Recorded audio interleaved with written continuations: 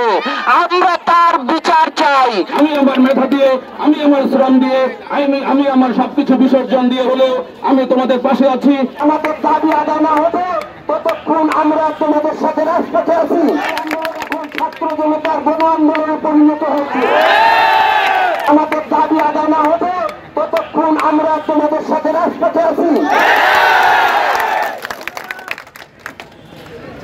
আমি বলতে চাই যে এই যে ছাত্ররা যারা নিহত হয়েছেন, আমাদের এই তরুণ যারা আগামীর যারা দেশ শাসন করবে, আগামীতে যারা প্রধানমন্ত্রী হবে, যারা প্রেসিডেন্ট হবে, যারা বিভিন্ন দেশ রাষ্ট্র পরিচালনার গুরুত্বপূর্ণ দায়িত্ব পালন করবে, সেই জাতিটাকে যদি হত্যা করা হয় তাহলে পরবর্তীতে কারা শাসন করবে দেশটা?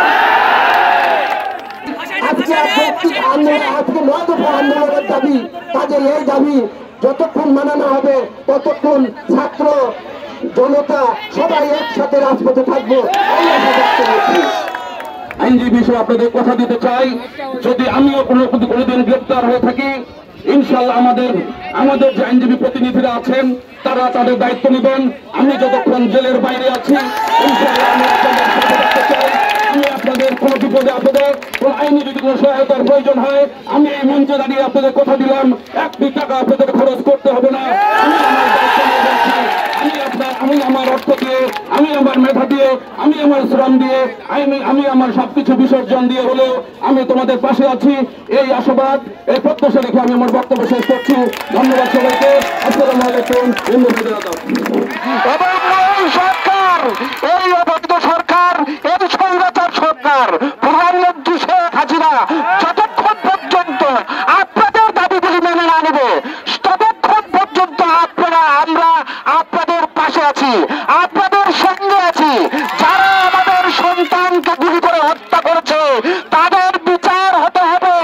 যার যুদ্ধ ছড়ায় আমাদের সন্তানকে, আমাদের ছোট ছোট শিশুদেরকে হত্যা করা হয়েছে, আমরা তার বিচার চাই। এবং এই দেশের মাটিতে বিচার না হওয়া পর্যন্ত তিনি যাতে কোথাও যেতে না পারেন সেই ব্যাপারে আমাদের দৃষ্টি রাখতে হবে।